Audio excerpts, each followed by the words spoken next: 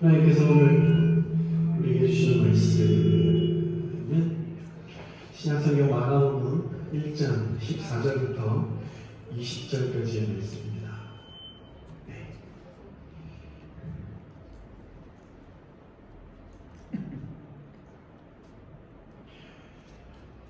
마가복음 1장 14절부터 20절까지의 말씀을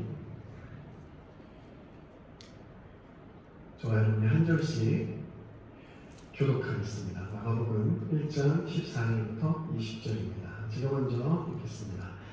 요한이 잡힌 후 예수께서 갈릴리에 오셔서 하나님의 복음을 전파하여 이르시되 때가 차고 하나님의 나라가 가까이 왔으니 회개하고 복음을 믿으라 하시더라. 갈릴리 해변으로 지나가시다가 시몬과 그 형제 안드레가 바다에 금을 던지는 것을 보시니 그들은 억울하. 예수께서 이르시되 나를 따르라. 내가 너희로 사랑하는 것과 되게 하리라 하시니 곧 그물을 버려두고 따르니라. 조금 더 가시다가 제베데의 아들 야고보와 그 형제 요한을 보시니 그들도 배에 있어 그물을 붓는데. 같이 읽겠습니다. 곧 부르시니 그 아버지 세베데의 큰 들과 함께 배로 버려두고 예수를 따라가니라. 아멘. 2012년 1월 세계 경제에 대해서 전문가들이 모여서 만든 토론하는 다보스 포럼에서 각국에서 모인 CEO들에게 향후 사업 확장의 가장 큰 걸림돌은 무엇일까 질문을 했습니다. 이때 53%의 경영자들이 인재 부족이다 이렇게 대답했습니다. 자본도 아니고 전략도 아니고 인재가 부족하다. 효율과 품질, 성과를 이야기하면서 자본이 자본을 낳고 자본을 통해 부를 창출하던 그 시대가 지나고 인재를 통한 차별화와 소통, 다양성을 통한 혁신의 시대가 온다는 거예요.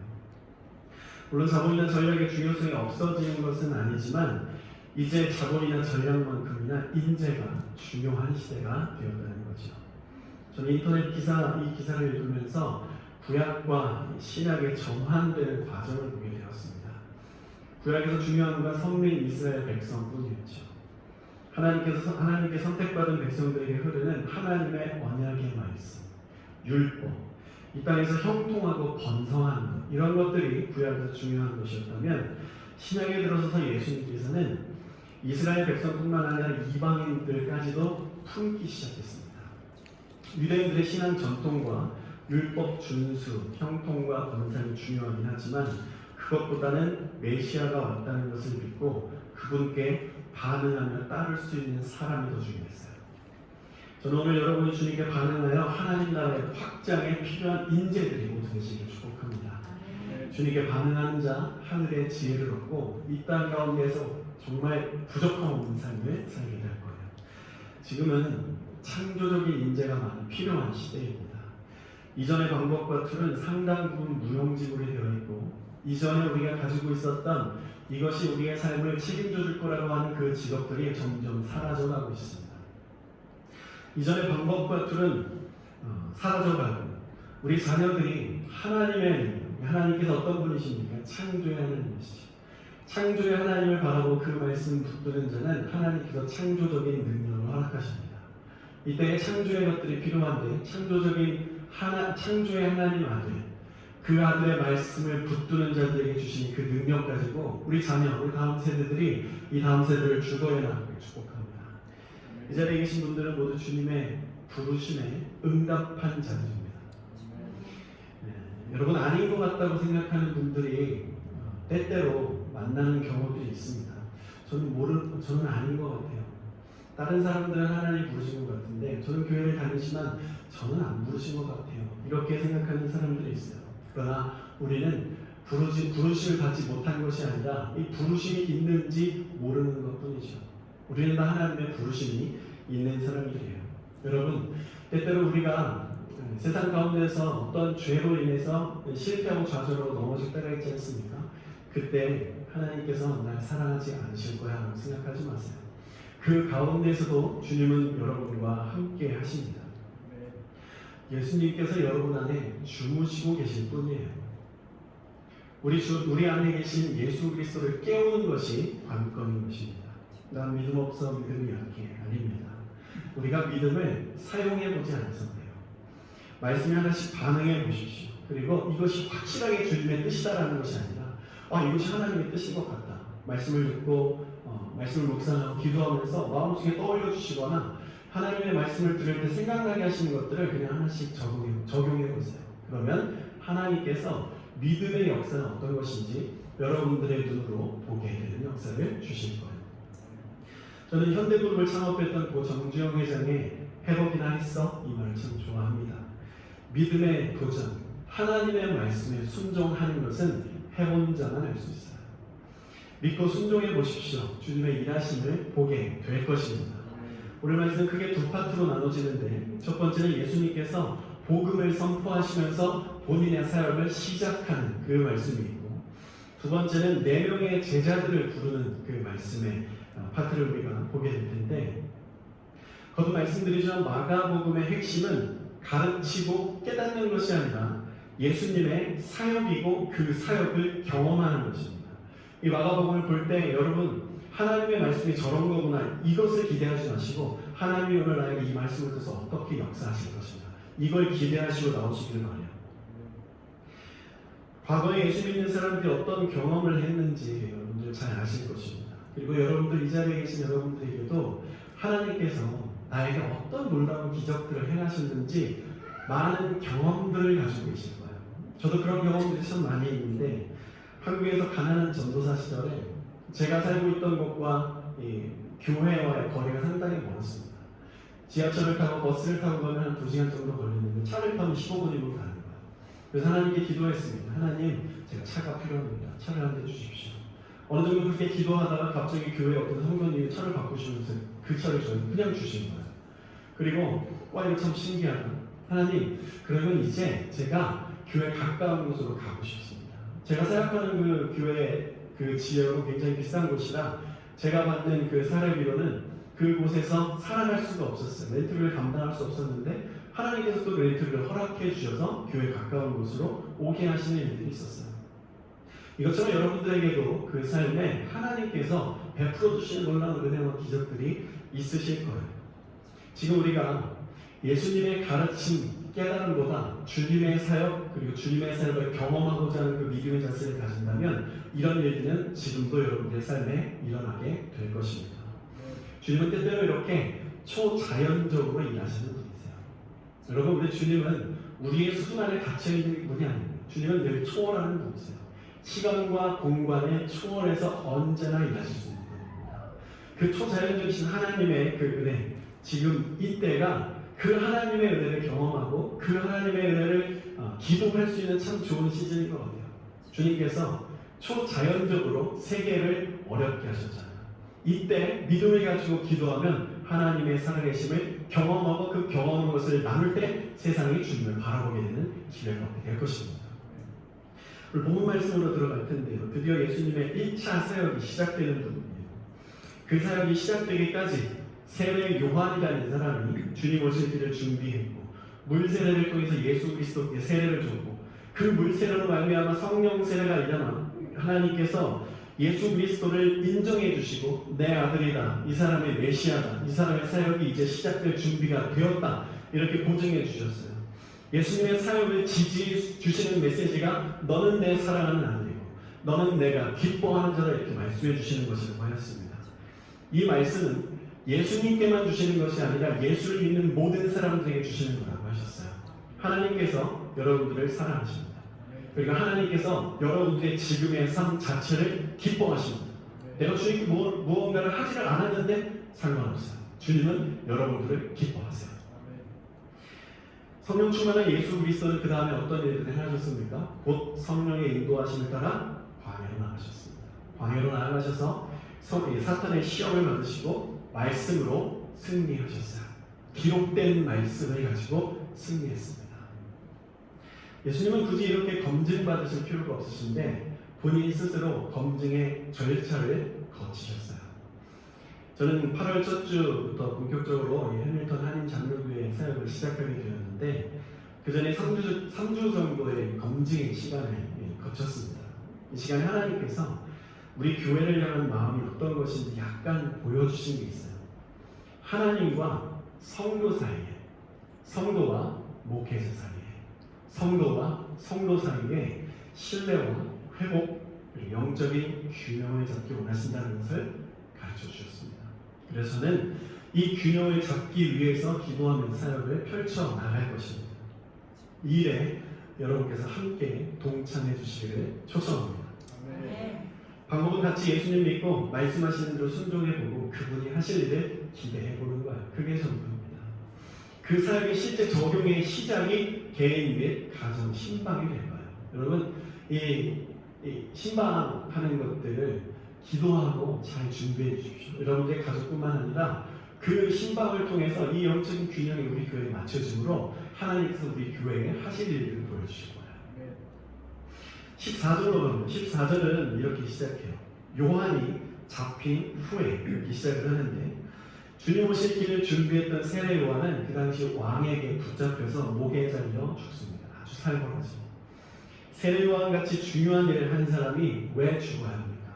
그렇게 위대한 일을 한 사람은 세상에서 한 자리 해야 되는 거 아닙니까? 그 노후가 좀 평안해야 되는 건 아닌가요? 이 말씀은 신앙생활에는 꼭 형통과 번성만 있지 않다는 것을 가르쳐 주시는 것입니다. 하지만 요한은 그 죽음을 의연히 받아들였어요. 이것이 영광스러운 죽음이라는 것을 알았던 것이죠. 하지만 요즘은 그에게 이 땅은 잠시 있는 곳이었기 때문에 아마 그 요한이 목에 베는 그 현장, 그 상황 속에서도 하나님 나라를 기대했을까라고 저는 믿습니다. 요한은 정말 믿음의 사람이었어요. 영원한 삶의 아름다운 시작, 내 육신의 고통과 고난, 내 육신의 삶이 비록 초라해 보이지만 내가 뭐 별로 많이 한 것 같지도 않고 앞으로 더 할 시간들이 많이 남아있지만 여기서 멈추는 것에 별로 아쉬워하지 않았던 것은 하나님께서 그를 부르고 계신 그 사인을 요한은 붙들었기 때문이에요. 하나님은 요한에게 너는 광야에 외치는 자이고 주님 오실 길을 준비하는 자다. 여기까지만 말씀하셨거든요. 그 사명 감당하면 되는 것입니다. 사랑하는 여러분, 우리는 기억해야 됩니다. 영원한 것을 얻기 위해 영원하지 않은 것을 포기하는 바보가 되어야 합니다. 마가는 로마 제국의 신앙 박해를 위해서 두려움에 떨고 있는 그리스도인들에게 강력하게 이 말씀을 가지고 권면하는 거예요. 이 메시지를 받는 사람들은 그리스도의 십자가와 부활을 믿고 있는 사람들이었어요. 이 땅의 죽음이 결코 끝이 아니라는 것을 알고 있었던 사람입니다. 여러분, 육신의 한 번 죽음 이후에는 반드시 두 가지의 길이 누구에게나 펼쳐지게 되는데 천국과 지옥의 길이 펼쳐집니다. 예수 그리스도를 믿는 자에게는 천국의 길이 펼쳐지고 예수를 믿지 않는 자는 천국의 길이 펼쳐지지 않아요. 우리가 영혼을 바라볼 때 우리가 삶을 살아가며 우리에게 맡겨주신 믿지 않는 자들을 바라보고 대할 때 그런 긴박함과 그런 간절함을 가지고 영혼을 향한 그 긍휼하심이 우리 안에 일어날 수 있도록 기도해야 하는 것입니다. 천국과 지옥의 이 두 가운데 마가는 지금 수신자들에게 우리가 여기서 너희들이 십자가 부활 믿지만 지금 너희들의 믿음이 흔들리고 있지. 우리 여기서 다시 믿음으로 한번 승리해보자. 그러면서 이 말씀을 적어내려가는 거예요. 히브리서 4장 2절 말씀을 다 같이 보겠습니다. 4장 2절 다 같이 읽습니다. 시작. 그들과 같이 우리도 복음 전함을 받은 자들이야 들은 바 그 말씀이 그들에게 유익하지 못하는 것은 듣는 자가 믿음과 결부시키지 아니하리라. 우리 다시 예수 복음을 믿자. 신앙생활을 머리로 하던 것을 멈추고 믿음으로 하자. 우리가 어떤 구원을 받았는지 떠올리자. 그리고 예수님의 부르심에 어떻게 반응해야 되는지 다시 보자. 이렇게 말씀하는 거예요. 한국 교회는 손양원 목사님과 주기철 목사님이라는 위대한 신앙의 선배님들이 계십니다. 손양원 목사님은 자기 아들을 죽인 북한 군인을 자기 양아들로 삼은 것으로 유명해요. 그리고 나병 환자촌에 가셔서 그들의 피고를 나는 것을 직접 손으로 짜고 때로는 입으로 빨면서 그들을 섬긴 것으로 참 유명하죠. 주기철 목사님은 일본의 신사참배 안 하고 고문받다가 돌아가셨어요. 여러분, 우리 신앙의 선배들, 이런 걸출한 믿음의 선배들, 특별히 오늘 말씀하셨는데 광복절 이런 분들의 기도와 이런 분들의 순교를 통해서 일어난 거예요. 여러분, 우리는 무엇을 생각해야 되냐면 우리가 사단의 권세, 사단의 지배 아래서 예수 그리스도로 말미암아 광복되었다, 회방되었다는 것을 우리 믿고 날마다 더 감사하면서 하나님을 찬양해야 되는 거예요. 이 두 분은 설교의 단골로 등장하시는데 이분들을 통해서 예수님이 보이기 때문에 다른 분들 제쳐놓고 이분들의 이 설교와 예화들은 1년에 몇 번씩 등장하는 거예요. 그것처럼 예수님의 12제자들, 오늘 본문에 나오는 이 12제자들, 그들이 자신의 삶을 내려놓고 예수님을 따른 것은 이 당시 성도들에게는 큰 귀감이 되었어요. 이 사람들이 제자로 모든 것을 내려놓고 주님을 따라서 나에게 복음을 전해 주었기 때문에 내가 예수를 알게 되었다는 것을 감사하는 것이죠. 그들이 그렇게 살아가서 우리에게 복음을 전해줬기 때문에 내가 예수의 능력도 경험하고 구원도 받았다는 거예요. 도대체 복음이라는 게 무엇이길래 죽음도 그들을 막을 수 없었을까? 도대체 복음이 무엇이길래 그들의 모든 생업을 내려놓고 하나님께 그 삶을 맡길 수 있었을까? 복음 전하다가 왜 그렇게 처절하게 순교당했을까? 우리 위대한 믿음의 선배들의 삶을 떠올리면서 다시 일어서자고 오늘 본문의 말씀을 통해 마가가 수신자들에게, 성령께서 이 말씀을 지금 우리들에게 주시면서 이때에 믿음으로 다시 일어서기를 권면하고 있습니다. 14, 15절 말씀 정말 중요한 내용들이 있어요. 때가 찼다, 카이로스, 사람의 시간과 하나님의 시간이 갈라진 시점입니다. 복음, 하나님의 나라, 회개, 이런 부분은 때가 차면 하나님께서 우리에게 시간을 주실 때 집중적으로 다룰 내용들입니다. 그래서 오늘은 예수님이 제자들을 부르신 이 내용에 집중을 하겠습니다. 16절로 말입니다. 16절 말씀을 보면 두 번에 걸쳐서 예수님께서 어부였던 4명의 제자를 부르시는 내용을 20절까지 기록을 하고 있습니다. 처음에 만난 사람은 시몬과 그의 형제 안드레라고 했어요. 시몬은 아시는 것처럼 베드로죠. 첫 번째 예수님의 수제자입니다.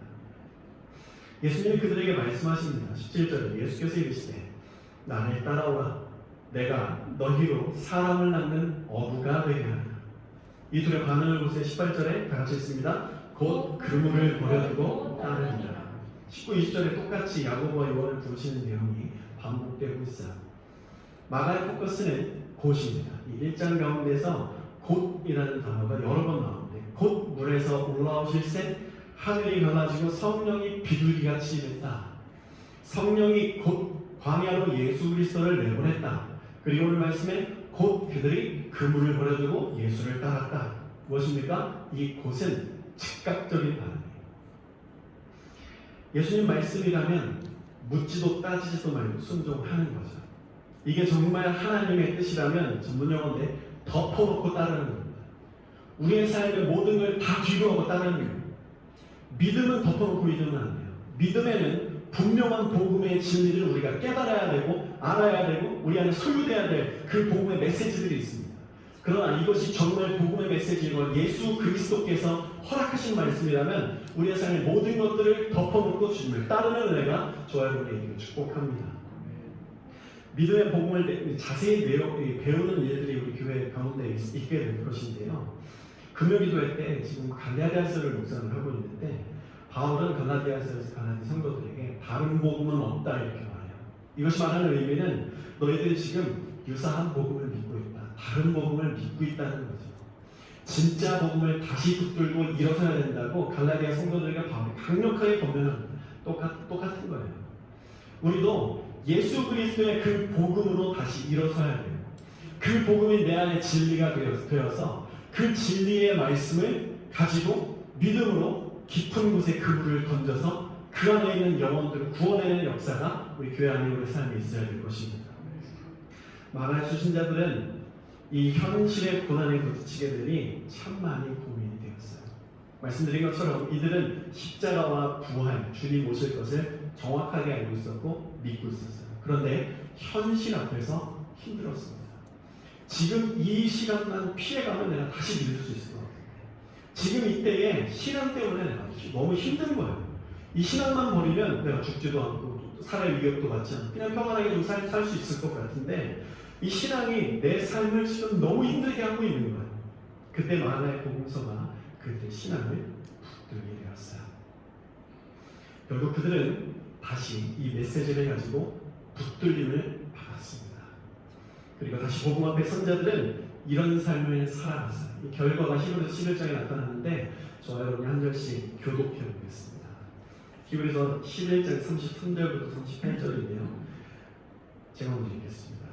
그들은 믿음으로 나라들을 이기기도 하며 의를 행하기도 하며 약속을 받기도 하며 사자들의 입을 막기도 하며 우리의 세력을 말하기도 하며 나라를 하기도 하며 연약한 가운데서 강하게 되기도 하며 전쟁에 영광하게 되어 이방 사람의 진을 부르짖기도 하며 여자들은 자기의 죽은 자들을 부활로 받아들이기도 하며 또 어떤 이들은 더 좋은 부활을 얻고자 하여 심한 고문을 받되 구차히 풀려나기를 원하지 아니하였으며 또 어떤 이들은 조롱과 질질 뿐 아니라 결박과 가옥에 갇힌 시련도 받았으며 돌로 치는 것과 톱으로 펴는 것과 시험과 칼로 죽임을 당하고 양과 염소의 가죽을 입고 유리하여 궁핍과 환난과 학대를 받았으니 이런 사람은 세상이 감당하지 못하느니라. 그들이 광야와 산과 동굴과 토굴에 유리하느니라. 그리고 교회 주일 예배의 기능, 교회 공예배의 기능이 이러한 것입니다. 우리가 믿음을 가지고 있지만 믿음은 현실 앞에 늘 연약해질 뿐이에요. 그럴 때 예배에 나와서 하나님의 말씀으로 다시 회복을 하고 다시 이 믿음의 사람, 세상이 날 이기는 것 같아요. 그럴 때 주님께 엎어져서 하나님의 말씀을 붙들고 하나님께 간절히 기도할 때 다시 세상을 이기게 되는 역사. 이것이 교회의 역사입니다. 교회의 기능이에요. 해밀턴 하나님 장로교의 모든 성도들이 히브리서 11장 믿음장의 주인공을 되기를 축복합니다. 히브리서 11장 내에 우리가 읽었는데 어떻습니까? 어떤 느낌이 있습니까? 처참합니까? 영광스럽습니까? 인간의 눈으로 보면 참 처참하고 쓸데없고 한심한 행동이라고 여겨지지만 영적인 눈으로 보면 다 선교사예요. 그리스도의 순결한 신부들이고 영원한 천국을 사는 사람들이죠. 진짜 예수를 만난 사람들, 이 땅에 밀어넣는 사람들, 진짜 교회, 진짜 성도들의 삶이 이 자리에 담겨져 있습니다. 이들이 이런 고통을 이길 수 있었던 것은 그들에게 복음을 전해준 제자들과 마가 같은 사람들이 있었기 때문이에요. 저는 오늘 이 시간 하나님 앞에서 우리 모두가 이때에 먼저 이 복음을 붙들고 우리의 부르심을 다시 세우게 하고 세상에 반응하지 않고 하나님께 반응하기 시작하고 나아가 마가와 제자들과 같이 복음의 전달자가 되기를 촉구하고 강력하게 공면드리고 축복합니다. 지금 복음을 입에 무는 자들이 필요해요. 툭 치는 복음이 남은 사람들이 더 필요하고 여러분 우리 젊은 세대가 왜 교회를 떠난지 아십니까? 세속 때문이 아닙니다. 교회의 이 원색적인 복음을 잃어버렸기 때문이에요. 젊은이들이 이 교회 안에서 현대적인 어떤 것을 원한다고 생각하는 것들이 정말 큰 착각입니다. 젊은이들이 교회에 바라는 것은 우리들이 가진 것보다 더 원색적인 복음입니다. 더 복음을 그들이 원해요. 복음만 사람을 반응하게 하실 수 있다는 것을 우리가 믿어야 됩니다. 우리 세상의 어떤 흐름에 속지 말고 예수 그리스도의 그 복음에 집중할 때 우리 다음 세대가 살아나게 될 것입니다. 예수님은 이 땅에서 3년 정도 사역을 하셨다고 우리가 보통 알고 있는데 아침부터 밤까지 쉴 시간 없이 다니시면서 사역을 하셨어요. 여러 지방을 다니시고 사역을 하시는데 예수님의 사역의 키워드, 사역의 중점적인 관심은 늘 사람이었습니다. 워크홀릭이라는 말이 있죠. 일중독. 한국에 이런 유형이 많이 있는데 심지어 교회 사역자들도 워크홀릭에 빠져있는 경우들이 많이 있습니다.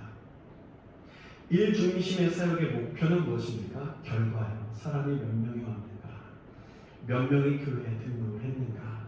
이런 것들이 사역의 우선입니다. 세상에서도 그런 것들을 많이 볼 수가 있죠. 결국 일 중심이라는 것은 관계성을 포기하는 거예요. 예수님은 철저히 사람 중심이었습니다. 죄인들의 집에 가서 잠도 주무시고 그들과 같이 밥도 드시고 제자들의 더러운 발도 씻어주셨어요. 주변에선 많은 이 바리새인들 사람들이 왜 꼭 저렇게까지 해야 되나 이런 질문을 많이 받았습니다. 진심으로 공감하고 소통하는 모습을 예수님은 그래도 포기하지 않았어요. 우리는 예수님께 기도하는 법도 배워야 되지만 예수님처럼 겸손히 사람을 섬기고 존중하고 그 사람의 인격을 대하는 그 법도 배워야 합니다. 예수님께서 제자들에게 말씀하십니다. 나를 따라오라. 참 멋있는 말이에요.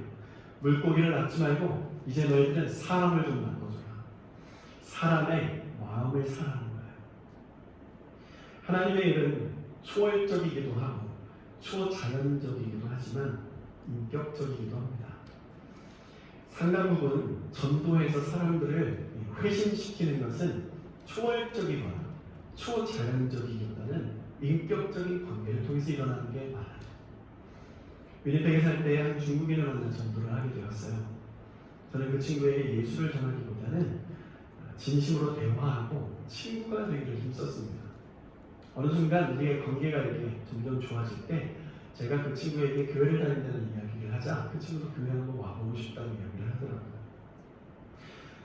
그 친구에게 직접적으로 제가 예수 그리스도의 복음을 전하지는 않았지만 뒤에서 정말 열심히 기도했습니다. 그래서 그 친구가 교회를 오더니 그 친구가 알고 있는 중국인들을 하나씩 매주 데려오기 시작하는 거예요. 그래서 그 친구들을 제가 어쩔 수 없이 담당을 하게 되어서 한 20여 명의 중국인들을 만나서 그 친구를 집에 신방도 가고 그 친구들에게 교회를 소개하고 예수 그리스도의 복음도 전하고 함께 먹고 마시면서 20여 명의 친구가 복음을 받아들이는 은혜가 있었어요. 그리고 몇 명 친구들은 내 일생에 처음으로 교회 문을 밟아본다. 그런 이야기를 들을 때마다 제 마음속에 전율이 일어났어요. 그리고 몇몇 친구는 나 예수 믿겠다. 이렇게 고백도 하였습니다. 저는 그들에게 예수 믿어라. 예수 안 믿으면 죽는다. 지옥 간다. 이런 걸 한 번도 하지 않았습니다. 그냥 인격적으로 이민자들의 삶이 그렇잖아요. 기본적으로 겸손할 수밖에 없어요. 마음이 그래서 많이 오픈되어 있습니다. 그래서 더 많이 상처를 받는가도 싶습니다.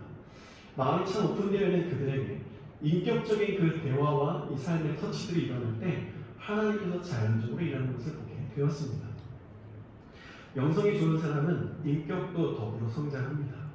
좋은 인격은 사람의 마음을 여는 소중한 선교의 도구입니다. 영성이 좋은 내 성격이 괴팍하면 그 영성이 어디로부터 오는지 우리는 점검해 봐야 될 거예요. 성령으로부터 오는 영성은 인격을 함께 변화시킵니다. 예수님의 부르심에 반응했던 4명의 제자는 곧 그물을 버려두고 예수를 따랐습니다. 한편으로 이 말씀, 이들의 이 행동에 대해서 이렇게도 묵상을 해봤어요. 그들이 업으로 일하는 것이 얼마나 재미없었으면 예수님이 그렇게 부르실 때 바로 따라갔을까.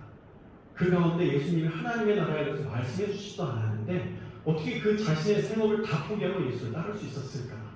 그 생각을 해보게 되었습니다. 반복된 이 고기 잡는 일에 그들이 흥미가 없어진 것은 아닐까. 고기가 좀 많이 잡히면 그때 잠깐 좋고 조금 지나면 의미가 없어지는 우리의 세상이 이것과 다르지 않다고 생각합니다. 처음 시작하면 좀 긴장되기도 하고 재미기도 하고 성취감도 있는데 올라가면 갈수록 공허함이 느껴지는 거예요. 내가 지금 이걸 왜 하고 있지? 뭐 때문에 이런 걸 내가 하고 있는 거지? 여러 가지 자기 연민들이 들어오면서 공허해지는 거죠. 지금 여러분의 삶에 이런 무력함과 따분함, 공허함이 있지는 않습니까? 반복적인 인생의 회의를 느낄 때 예수님이 찾아오셔서 그들의 삶의 목적과 태도를 바꿔주셨습니다. 사람을 낳아라. 고기를 낳는 그 기술 그대로 가지고 와서 사람들을 낳아라. 이게 너의 인생에 참된 만족을 줄 것이다. 보람을 줄 것이다. 너의 삶의 방향만 바꿔라. 다 선교사가 되고 다 목회자가 되라는 게 아니죠. 예수님은 12명만 제자로 삼으셨어요. 그 외에도 수천 명의 예수님을 따라갔는데 12명만 제자였어요. 나머지는 그 삶의 그 자리에서 선교적인 삶, 사람을 낳고 사람을 대하고 사람 중심의 삶을 살아가라 이렇게 말씀하시는 것이죠. 그럼 충분히 선교사예요. 여러분들은 예수 믿고 예수님의 말씀대로 살아가고자 여러분의 삶 속에서 애쓰고 계시죠? 그 자체로 선교사예요. 여러분 그거 아십니까? 하나님께서 선교사들은 철저하게 후원해 주십니다. 건강과 재정과 자녀들의 모든 삶을 주님께서 책임져 주십니다. 그 삶 그대로 잘 살아가십시오. 어느 순간 하나님께서 그 가운데 아름다운 열매를 맺게 해주실 거예요. 하나님께서 말씀 믿고 따르고자 애쓰는 자들의 삶은 반드시 책임지십니다. 일 열심히 하는 것도 중요하지만 직장 동료들과의 관계도 참 중요한 거예요. 우리 자녀 교육도 중요하지만 자녀의 신앙 교육이 훨씬 더 중요합니다. 또 자녀와 소통하는 것도 중요하죠. 지금은 핵심 관계 회복 포인트가 있어요. 그게 가정의 회복이에요. 부모와 자녀의 회복, 부부간의 회복. 이 회복이 하나님께서 집중적으로 우리에게 포커스하시는 것입니다. 어쩔 수 없이 이 가족들과 시간을 많이 보낼 수밖에 없는 그 시대에 살고 있잖아요. 믿음의 사람은 해석이 다릅니다.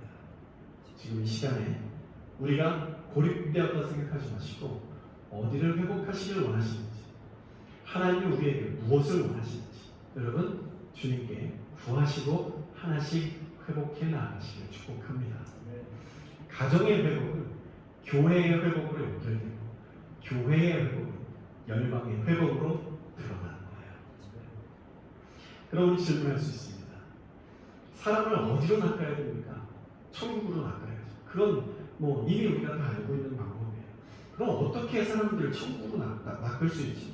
지금 세상은 복음을 전하는 것도 싫어하고 복음 듣는 것도 싫어하고 복음 전하는 것도 법적으로 막 막고 있는데 어떻게 해야 됩니까? 주님께서 답을 주시는 17절 말씀 다시 읽겠습니다. 시작. 나를 따라오라. 내가 너희로 사람을 낚는 어부가 되게 하리라. 여기에 답이 있어요. 당장 되는 것은 아니다. 나를 따라와라. 내가 너희로 사람을 낚는 어부가 되게 하리라. 훈련이 필요하다는 거예요. 주님과 함께하는 그 시간들이 필요하다는 거죠. 주님과 동행해 나아가면서 하나님 나라의 그 통치와 하나님의 일들이 어떻게 이루어지는 것을 주님 옆에서 보기를 먼저 원하시는 거예요. 마태복음 11장 28절 29절 말씀에 이렇게 기록합니다. 수고하고 무거운 짐진 자들아 다 내게로 오라. 내가 너희를 쉬게 하리라. 지금 여러분들에게 제자된 사명을 감당하는 것보다 앞서서 저는 그렇게 생각합니다. 전 세계 교회는 주님 앞에 나아가서 쉬는 게 필요해요. 목회자들부터 하나님 앞에서 참된 안식이 무엇인지 경험하고 다시 시작해야 됩니다. 그래서 저는 지금 시대를 하나님께서 주시는 전 세계 목회자들의 강제 안식년이다 이렇게 생각해요. 여러분 목회자들을 위해서 기도해 주십시오. 목회자가 쉴 필요합니다. 목회자가 하나님을 바라보게 하는 데에는 목회자는 뭐 똑같은 사람이기 때문에 체력도 지칠 수 있고 마음도 지칠 수 있어요. 그래서 목회자가 먼저 주님 따라가서 주님 앞에서 안식을 누리고 여기서 다시 시작해야 돼요. 29절. 그리고 안식 이후에 나는 마음이 온유하고 겸손하니 나의 멍에를 메고 내게 배우라. 그리하면 너희 마음이 쉼을 얻을 것이다. 세상에 스트레스 많이 받고 이 교회 공동체 안에서도 우리가 스트레스를 받는 경우도 있어요. 그럼 우리 어디 가서 쉬어야 됩니까?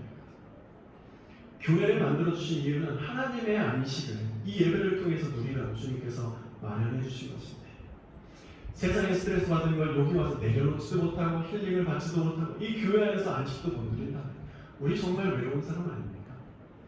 예수 믿지 않는 사람들은 주말에 그냥 자기들의 그 스트레스를 푸는 일들에 참 열심히 하는데 우리가 그런 것들을 내려놓고 주일날 교회를 선택하는 이유는 그것보다 더 나은 힐링이 이 가운데 있다는 것을 알기 때문 아니겠습니까?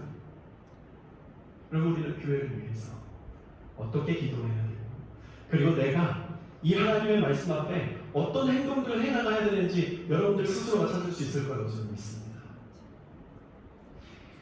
제자들은 3년간 예수님 따라다니면서 참 많이 배웠어요. 겸손을 배웠고 섬김이 무엇인지 배웠습니다. 인기 없는 자리에서 박수 받는 자리에서 피하는 법을 배웠어요. 근데 제자들이 이건 잘 아직 못 배울 것 같았어요. 십자가 앞에서 예수님을 배신했어요. 배신했지만 주님 부활하셔서 찾아와 주시고 다시 안아주시고 다시 용서하시고 다시 용납하시는 것도 배웠습니다. 사람을 어떻게 낚는지 예수님과 함께 3년간 동행하면서 제자들이 배워나갔어요. 이들이 그렇게 준비가 되고 하나님의 한없는 자비의 초대를 계속 받고 한없는 용서를 계속 받아가면서 주님의 마음을 조금씩 깨달아 이거구나 하면서 성령이 임하였을 때 그 준비된 것이 완성이 되고 주의 성령께서 그 마음을 완전히 장악했을 때 베드로가 설교 한 번 했을 때 3,000명이 낚여지는 역사가 일어났잖아요. 나를 따라오라. 내가 너희로 사람을 낳는 어부가 되게 하리라. 주님을 따르는 것에는 포기할 것도 많지만 배워야 될 것도 많이 있습니다. 배우면 배울수록 우리는 무엇을 느낍니까? 아, 내가 할 수 있는 게 하나도 없구나라는 걸 깨닫는 거예요. 이렇게 되기까지 예수님이 제자들을 가르친 내용, 그 내용을 한마디로 요약하면 힘을 빼는 거예요. 자기를 부인한다는 것이 내 육신의 힘, 내 이성의 힘을 빼고 그 빈 공간에 예수 그리스도께서 들어오셔서 역사하시기를 기대합니다. 예수님께서 힘 빼셨던 것처럼 말입니다. 예수님이 힘을 주셨다면 십자가에 본인이 달리지 않으시고 예수님을 핍박하고 저주했던 모든 유대인들을 다 하셨을 거예요. 그런데 예수님은 힘을 빼셨습니다. 그리고 본인이 십자가 위에 올라가셨어요. 자신에게 뭐라고 하고 욕하고 막 탄압하는 사람들에게 아무 말도 하지 않으셨어요. 왜냐하면 힘이 빠졌기 때문에. 존 스턴 목사님의 책 제자도에 이런 글이 있습니다. 복음을 전하려는 우리의 노력이 종종 실패하는 이유가 무엇인가? 한 가지 중요한 이유는 우리 모습이 우리가 선포하는 그리스도 같아 보이지 않기 때문이다. 존 풀턴은 이렇게 썼다. 가장 효과적인 선포는 자신이 말한 바를 그대로 구현해내는 사람들의 선포다. 그들은 곧 그들이 전하는 메시지다. 그리스도인들은 그들이 말하는 것과 같은 모습이 되어야 한다. 소통하는 것은 사람이지 말이나 개념이 아니다. 기본적으로 소통은 진실한 인격으로 가능하다. 제자도의 근거, 제자도의 핵심이 사람들에게는 인격이라는 거야. 그래서 성령의 열매는 인격적인 것밖에 없는 거죠. 그리스도인들이 예수 그리스도처럼 산다면 인도는 내일이면 너희 휘하에 있을 것이다. 인도의 한 힌두인 교수가 그 크리스찬들에게 이렇게 이야기를 했다고 해요. 무슬림이었던 목사님이 이렇게 말씀하세요. 모든 그리스도인이 그리스도인이라면 오늘날 이슬람은 없을 것이다.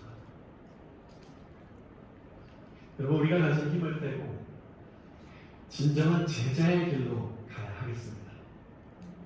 우리가 약할 때 주님이 강하게 역사하실 수 있다는 것을 믿고 날마다 자기를 부인하고 제 십자가를 지고 나의 힘을 빼는 것이 교회가 회복하는 것이 우리를 통해 예수 그리스도께서 보이는 방법입니다. 교회는 성도들 하나하나가 그물의 실이 되는 거예요. 우리가 합력하여 선을 이루려고 발버둥치고 힘들고 싸우고 그러면 다시 가가지고 화해하고 미안하다고 말하고 다시 그렇게 서로 사랑하려고 힘쓸 때, 삶으로 하나님의 말씀을 반응하려고 애쓸 때 교회는 세상 사람들을 낳는 그물이 될 것입니다. 해밀턴 한인정교회의 그물이 찢어질 정도로 세상 사람들이 하나님 나라에 붙잡히기를 바랍니다. 이 사명이 우리에게 있습니다.